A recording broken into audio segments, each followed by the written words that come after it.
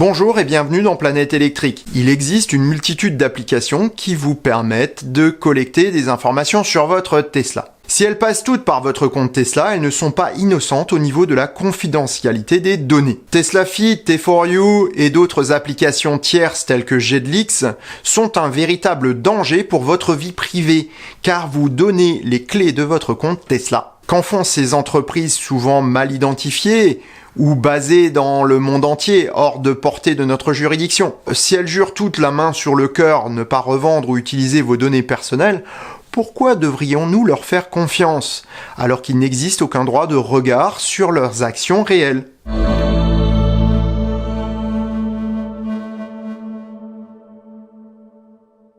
Avant de commencer cet épisode, je vous rappelle que les abonnements sont primordiaux pour la survie à long terme du Choucroute Garage. S'abonner est gratuit et sélectionner toutes les notifications à l'aide de la petite cloche vous permettra de ne rien rater des prochaines émissions, mais également de soutenir mon travail. Merci d'avance. Si la connectivité d'une Tesla est un avantage certain pour beaucoup de fonctionnalités, c'est également une source de fuite possible de vos données personnelles. Que vous donniez des informations au constructeur, cela peut se comprendre, et la politique d'anonymisation des données conservées par Tesla garantit au moins sur le papier tout usage ultérieur de ces informations à des fins publicitaires. De plus, Tesla n'a pas intérêt à divulguer ces données, pas plus qu'Apple par exemple. Au contraire de Google, ces deux sociétés ont mis en avant la sécurité et le respect de la vie privée.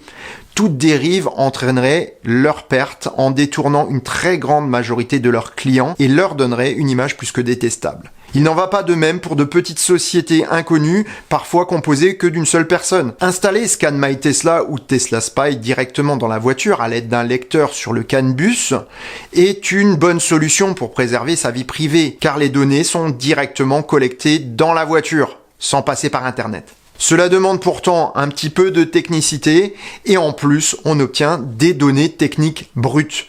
La puissance, la charge, l'état de la batterie ou les informations du système de gestion thermique sont les types de données, souvent intéressantes certes, qu'on peut récupérer grâce à ce système. Mais c'est un peu technique pour la plupart des gens. Ce sont des données brutes qu'il faut savoir interpréter et cela demande technicité et temps. À l'inverse, les applications du type TeslaFi ou autres téléchargeront les données sur votre compte Tesla, de temps en temps, voire tout le temps. En gros, toutes les informations que vous pouvez avoir sur votre application Tesla ou votre compte Tesla sont accessibles à ces applications pour peu que vous leur donniez vos identifiants. Ils vous restituent alors de jolis petits graphiques et des statistiques pour un prix souvent modique. L'intention des créateurs de ces systèmes est souvent pure, mais dès lors que le programme fonctionne bien et a du succès, de gros investisseurs viendront faire des offres alléchantes de rachat à ces startups.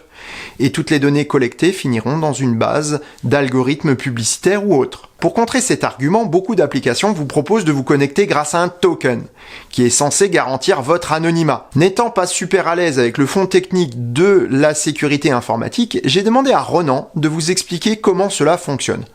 Ronan est CEO de la société de développement informatique Callistos en Belgique et abonné au Choucroute Garage. C'est lui qui m'a fait découvrir l'application présentée dans cet épisode et qui m'a donné toutes les directives pour réussir facilement son installation. Bonjour Ronan, merci d'avoir pris de ton précieux temps pour venir nous parler.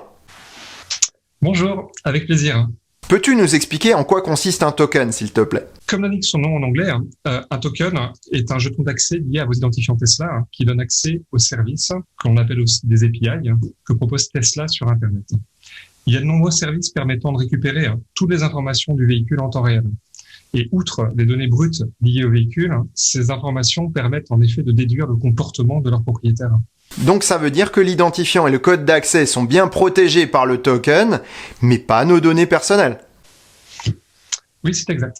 C'est épineux car ces informations sont souvent intéressantes et permettent de mieux suivre l'usage que l'on fait de son auto. De plus, ces applications sont le plus souvent payantes par abonnement.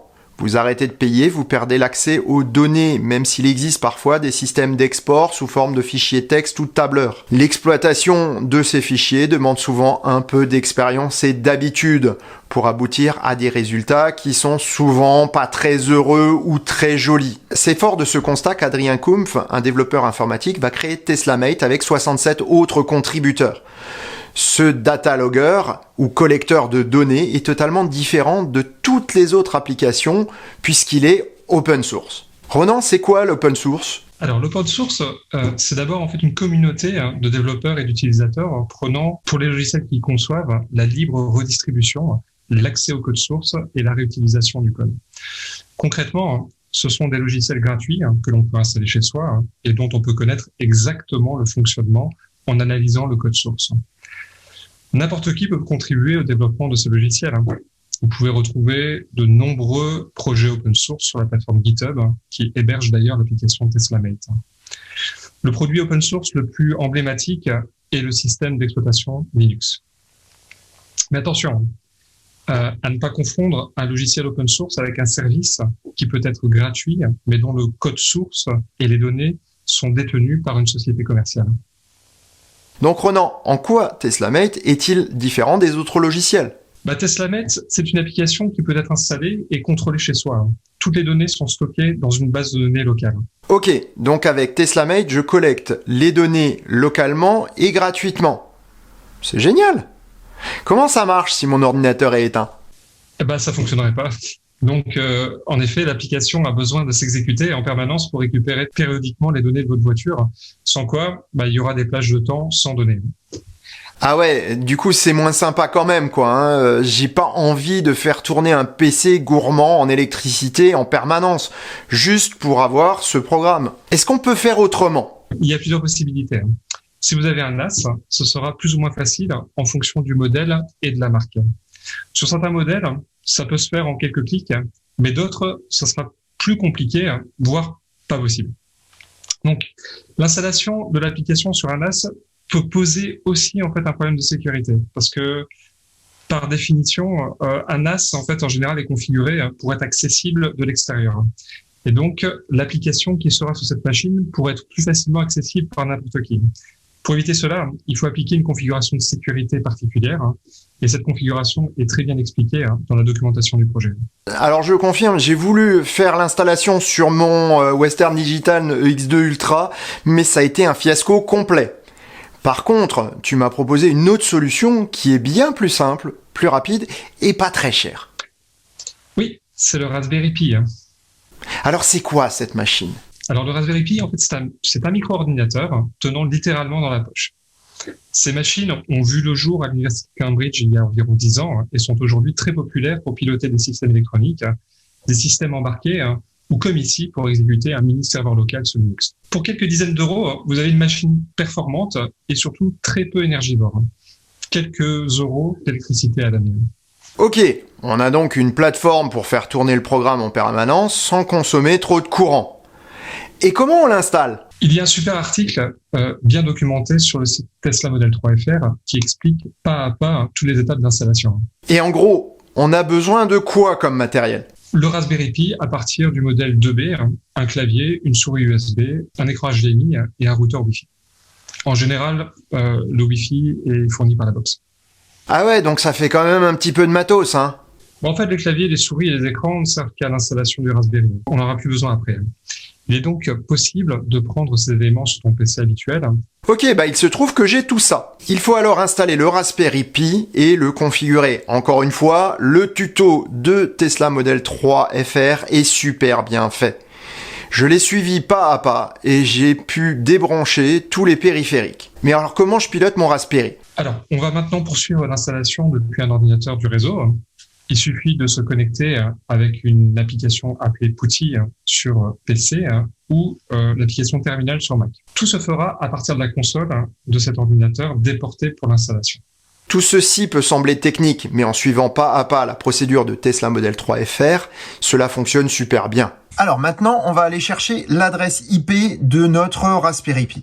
Et pour ça, c'est très simple. Il suffit d'ouvrir le navigateur Internet, ici en l'occurrence j'ai pris Chrome, et de taper l'adresse IP de la box.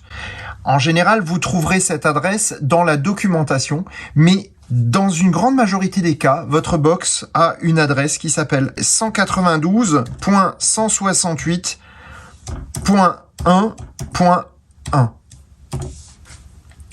gagné. Une fois que vous êtes sur cette page-là, vous allez devoir avoir vos identifiants. Du coup, vous avez accès à votre routeur et vous allez aller dans Statut.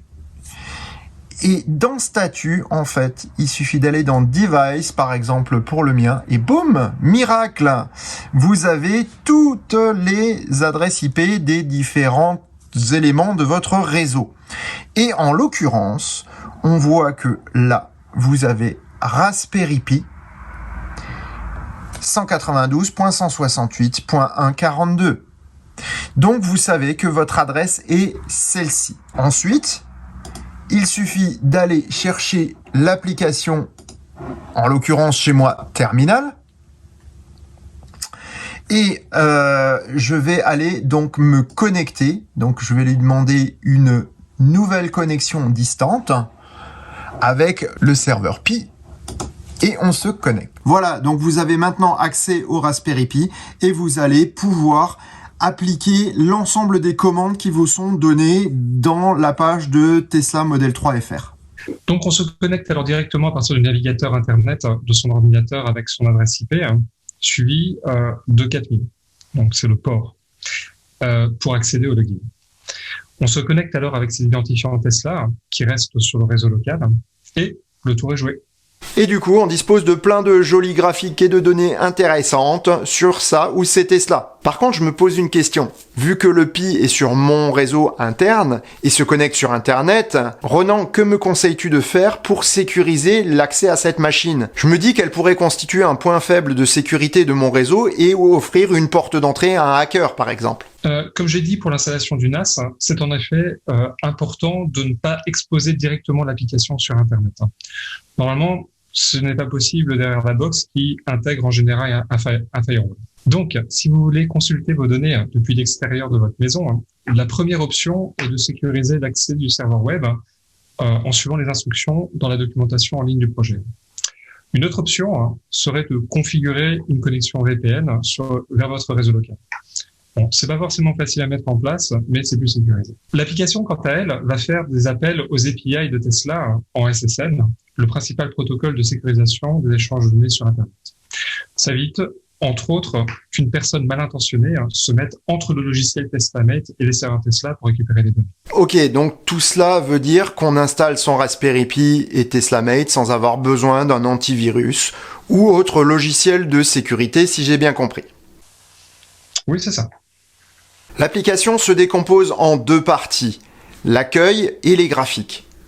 Dans les paramètres de l'accueil, vous pouvez mettre l'adresse des graphiques et vous verrez apparaître dans le menu supérieur de l'application un petit menu déroulant permettant d'accéder directement dans l'interface graphique. Ce sont des dizaines de données et statistiques que vous pouvez consulter, comme la consommation, la charge, la puissance utilisée, la batterie, les trajets fréquents, la vitesse moyenne, ou même la trace GPS de vos déplacements. Vous imaginez ce que pourrait faire quelqu'un de mal intentionné avec ce type de données? Eh bien, c'est cela que vous donnez en vous abonnant à toutes les applications tierces auxquelles vous vous connectez avec vos identifiants Tesla ou votre token. Si vous avez un NAS compatible ou un PC qui tourne en permanence chez vous, cette solution sera totalement gratuite pour vous. Mais attention à la sécurité. J'ai préféré prendre un Raspberry Pi à un peu plus de 80 € sur Amazon pour réduire la consommation de courant. Je vous mets les liens vers le matériel que j'utilise en description. Ce sont des liens partenaires qui m'apportent quelques euros si vous commandez en cliquant dessus. Cela me permet d'acheter d'autres matériels pour vous faire plus de tutos et de bricolage à l'avenir. Et à vous, cela ne vous coûte pas plus cher. En espérant que cette vidéo vous a plu et vous permettra de mieux utiliser votre Tesla. Un très grand merci à Ronan d'avoir participé à la rédaction et à la réalisation de cette vidéo. J'espère qu'on aura l'occasion de collaborer de nouveau sur la chaîne à l'avenir. Merci beaucoup. Merci à toi. Avec plaisir si l'occasion se représente. Et sur ces bonnes paroles, je vous dis à bientôt pour un prochain épisode du Choucroute Garage. Faites bonne route, portez-vous bien.